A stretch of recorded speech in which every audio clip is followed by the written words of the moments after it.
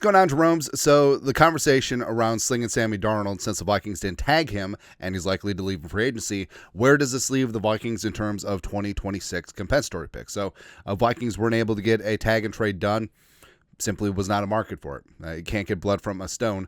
And now, what is comp picks? What does that mean? So Kwesi going to have to work his magic. Now, comp picks, basically what comes down to is, do you sign more free agents than you lose, or vice versa, right? And it has to be players with expiring contracts. Cut players do not count, and also, if you sign cut players, that does not count against you either, right? So it's important because, say the Vikings cut Bradbury or Josh Oliver, they signed somewhere else, the Vikings do not get credit for that. Also, conversely, if the Vikings sign, players that were recently cut, Javon Hargrave, defensive tackle, Darius Slay, cornerback, Tyler Lockett, wide receiver, not going to sign them, but just using them for examples. They also do not count against you, right? And if you lose more free agents that are qualified than you gain, you could be in line for some draft pick compensation. Started back in 1994, teams that lost players in free agency, 32 total picks, rounds 3 through 7. The thirds are the nice. Right. They've been tradable since 2017. Now, it is a proprietary formula, but Over the Cap does a really good job reverse engineering it, and that's where we reverse engineered our reverse engineering. And there are factors involved. Mainly it's money, average per season, but also playing time, Pro Bowls, etc. And officially the 2025 comp picks are going to be announced at some point here. Could be this week, could be next week, but things are going to get solidified. The Vikings are projected to have a third-round comp pick, number 97 overall. But for 2026, so we just did up a sample logical offseason, something that could certainly go down for the Vikings, as well as free agents that they bring aboard. So it is certainly possible that Sam Darnold leaves. Now, if we put his average per year at 25, it doesn't matter if it's, as long as it's over 20, because there is a statistical breakdown in terms of percentage of the cash that gets dispersed. But basically, rule of thumb, if it's over $20 million, you're going to be in line for a third round comp pick. It's what the Vikings did with Kirk Cousins, what the Vikings and Danielle Hunter last offseason. So basically, the difference between 25, 35, 55 doesn't matter. Right, so you got Sam Darnold leaving, Byron Murphy Jr., Cam Robinson, Daniel Jones, Cam Beasley, as well as Patrick Jones, all in line to get paid, and all potentially could leave, especially Cam Robinson and potentially Daniel Jones. Now, the Vikings certainly could bring one of them back, but I actually think that it's a possibility that the Vikings lose all five. Jones is not coming back. Cam Robinson is not coming back. Jones, maybe not. And Murph and Beasley might just be priced out.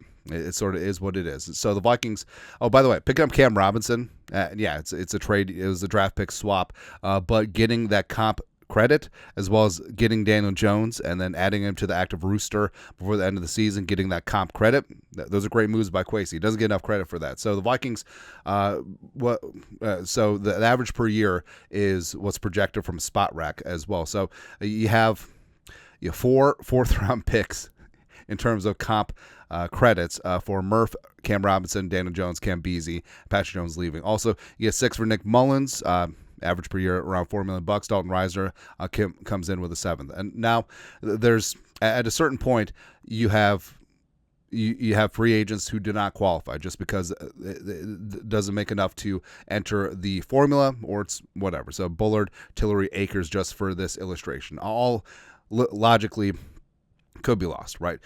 So you have free agents gained. So non-CFAs gained: Gardner Minshew, Trey Sermon, cheap deals. But ones who do count, so you got Will Fries, $13 million per year. DJ Jones, 11.2. Carlton Davis, the cornerback, 13.8. So they're all players at decent contracts, and they would be rated at around a 4th round comp. So then you'd have players canceling each other out. So you have 3 4s lost in Murph, Robinson, and Daniel Jones. 3 4s gained in Fries, DJ Jones, and Carlton Davis a second. Now, if the Vikings went big time and signed, say, Milton Williams for $21-22 million per year, he would be a third-round comp pick. Now, again, the formula is proprietary, and on Over the Cap's chart, they have had third-rounders cancel out 4ths and vice versa. So would have that mattered?